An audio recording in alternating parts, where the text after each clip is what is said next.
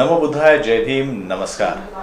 विधानसभा महाराष्ट्र 2024चा रणशिंग जे आहे फुकण्यात आलेला आहे. सर्वच उमेदवार आपल्या आपल्या परीने जी आहे निवडणूक जिंकण्याच्या मागे आहे आणि प्रचाराच्या मागे देखील लागलेले आहेत. परंतु काही विशिष्ट व्यक्ती असे असतात की त्यांच्या खांद्यावर खूप सारी धुरा असते.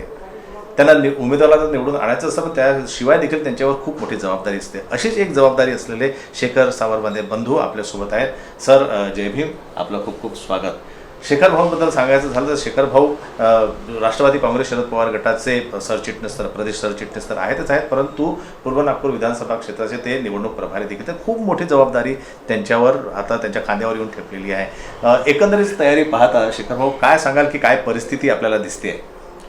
नागपूरमध्ये पूर्व नागपूर हा मतदारसंघ हा साधारणतः गेल्या 15 वर्षापासून भारतीय जनता पार्टीच्या ताब्यामध्ये आहे. आणि त्याच्या आधीचा जर आपण काळ पाहिला तर हा संत काँग्रेसचा मतदारसंघ नेहमी राहिला आहे. सतीश बाबू चतुर्वेदी असतील, अविनाशजी पांडे असतील किंवा याआधी घेवाबारी असतील, हे सगळे लोक या ठिकाणून आमदार राहिलेले आहेत. परंतु आता मात्र यावेळी भारतीय जनता पार्टीचा पराभव करण्यासाठी म्हणून महाविकास आघाडीने या ठिकाणी चंग बांधला आहे. काँग्रेस पक्ष, राष्ट्रवादी काँग्रेस पक्ष, शरदचंद्र पवार आणि शिवसेना उबाठा या सगळ्यांनी मिळून श्री दुनेश्वर पेठे यांना उमेदवारी दिली आहे. आणि गेल्या 10-12 दिवसापासून सातत्यानं 29 तारखेला फॉर्म भरल्यानंतर आम्ही या भागामध्ये जे आमचे सगळे प्रभाग आहेत त्या प्रभागाच्या आता पदयात्रा सुरू आहेत, रॅलीज सुरू आहेत काही ठिकाणी, आणि कालपासून जाहीर सभासुद्धा सुरू झाल्या आहेत. म्हणून या मतदारसंघातील जर वातावरण आपण पाहिलं तर आपल्याला असं दिसेल की अँटी इन्कम्बन्सी ही मोठ्या प्रमाणावर आहे. भारतीय जनता पार्टीच्या विरोधात लोकांचा रोष आहे आणि खास करून उमेदवाराच्या संदर्भामध्ये 15 वर्षामुळे जो काही अँटी इन्कम्बन्सी आली आहे त्याचा निश्चितच आमच्या उमेदवाराला आम्हाला फायदा मिळेल असा आम्हाला विश्वास. जे आपले उमेदवार आहेत दुनेश्वर भाऊ पेठे यांच्या संदर्भात काय सांगाल? दुनेश्वर पेठे हे या भागातले नगरसेवक राहिले आहेत. 2 टर्म नगरसेवक राहिले.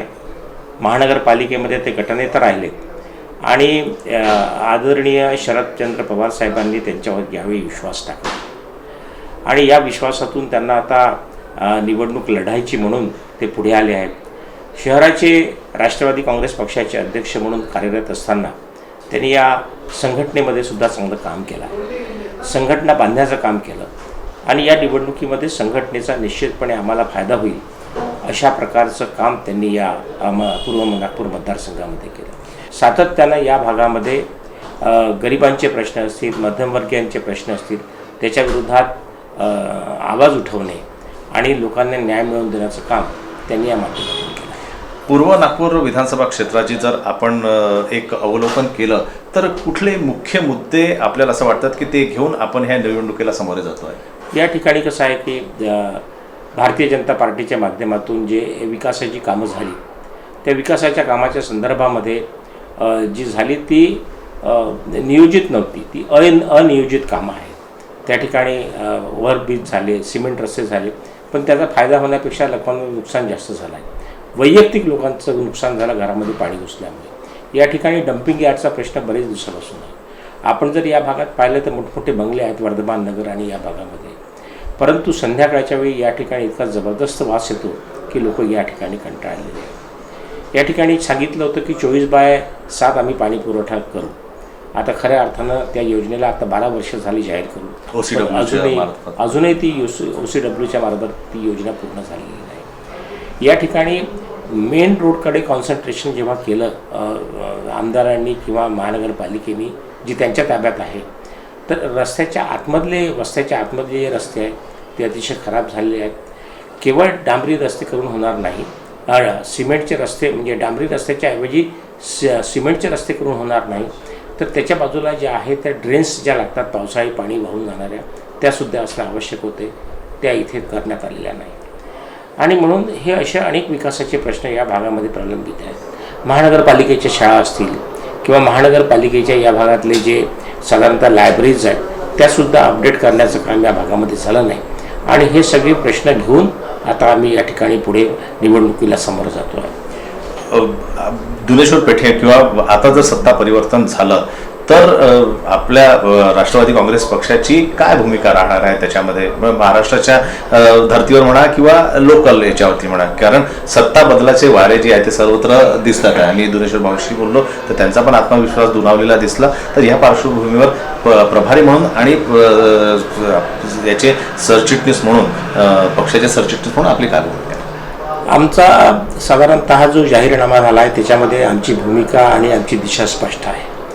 त्याच्यामध्ये आम्ही स्पष्टपणे सांगितलं आहे की जी आता लाडली बहीण जी आहे, लाडली बहीण योजना, त्या योजनेचं महालक्ष्मी योजनेमध्ये रूपांतर करून 1500 रुपयाच्या ऐवजी 3000 रुपये आम्ही त्या ठिकाणी देणार आहोत. बेरोजगार युवकांना जोपर्यंत नोकरी आम्ही देत नाही तोपर्यंत साधारणतः 4000 रुपये त्या ठिकाणी देण्यात येणार आहे. त्याच्यानंतर फॅमिलीच्या संदर्भामध्ये त्यांना आरोग्य सुविधा प्राप्त व्हावी म्हणून 25 लाखाचा एक कौटुंबिक असा ते विमा त्या ठिकाणी आम्ही काढणार आहोत. त्याच्यामुळे अशा अनेक योजना आहेत आता आमच्या की महाविकास आघाडीच्या सरकारमध्ये आली तर केवळ एखाद्या कॉन्स्टिट्युन्सीचा किंवा नुसता भौतिक विकास न करता लोकांपर्यंत पोहोचणं आणि त्यांना खऱ्या अर्थाने न्याय देण्याचं काम लोकशाही ही जी आमची जी आघाडी आहे, महाराष्ट्र विकास आघाडी, ही निश्चितपणे करेल.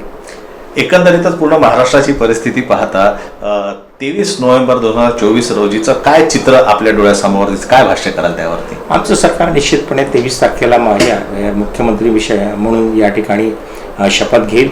23 तारखेला रिझल्ट आहे आणि 24 तारखेला आम्ही मुख्यमंत्र्याचा दावा करू आणि कदाचित 24 तारखेला किंवा 25 तारखेला महाविकास आघाडीचा मुख्यमंत्री या ठिकाणी सत्तेमध्ये येईल असा मला विश्वास आहे. शेखर भाऊ, हे सगळं होण्यासाठी एक अजून आव्हान आपल्याला देखील करावं लागेल, कारण 20 तारखेला जो आहे एक आपण असं म्हणू की राष्ट्रीय सण आहे आपला, आणि त्या सणाला प्रत्येकाने जे आहे मतदारांनी आपला सहभाग त्यामध्ये नोंदवला पाहिजे. याविषयी मी आपल्याला विनंती करेल की आपण लॉर्ड बुद्धाच्या माध्यमातून जनतेला ते आवाहन जरूर करावं. निश्चितपणे, कारण कसं झालं की या भारतीय जनता पार्टीने ज्या पद्धतीने हे पक्ष फोडले त्यामुळे साधारणतः नागरिकांमध्ये उदासीनता आली की आम्ही कुणाला मत दिलं आणि कोण कोणत्या पार्टीमध्ये जातो आणि सत्ता बनवतो, अशा प्रकारची उदासीनता नागरिकांमध्ये आली आहे. आणि ती उदासीनता जी आहे, ती मरगळ जी आहे, ती झटकून या सर्व नागरिकांनी या मतदानाला मोठ्या प्रमाणात राहावं. ज्यांनी अशा प्रकारच्या गोष्टी केल्या त्यांना धडा शिकवणं आवश्यक आहे. लोकशाहीची हत्या करणारे जे पक्ष आहेत त्यांना खऱ्या अर्थानं घरी पाठवण्याची आवश्यकता आहे आणि त्यासाठी आपणा सर्व मतदार बंधू भगिनींची एका मताची आवश्यकता आहे महाविकास आघाडीला. एवढीच विनंती आजच्या या कार्यक्रमाच्या निमित्तानं मी करतो. कौन कहता है कि आसमान में छेद नहीं होता, एक पत्थर तो तबीयत से उछालो यार, असंच काहीचं सांगणं शेखर भाऊंचं होतं की सरकारमध्ये सत्ता परिवर्तन होईल, बऱ्याचशा विकासाच्या गोष्टी होतील, पण त्यासाठी प्रत्येक नागरिकाने घराच्या बाहेर निघून मतदान करणं अत्यंत गरजेचं आहे. वारंवार आम्ही लॉर्ड बुद्धाच्या माध्यमातून देखील मतदारांना आवाहन करतो आहे की त्यांनी देखील 20 तारखेला आपलं राष्ट्रीय कर्तव्य नक्कीच पूर्ण करावं. ह्याच स्टेटमेंटसोबत आम्ही आपली रजा घेतो. खूप खूप आभार. जय भीम. नमस्कार.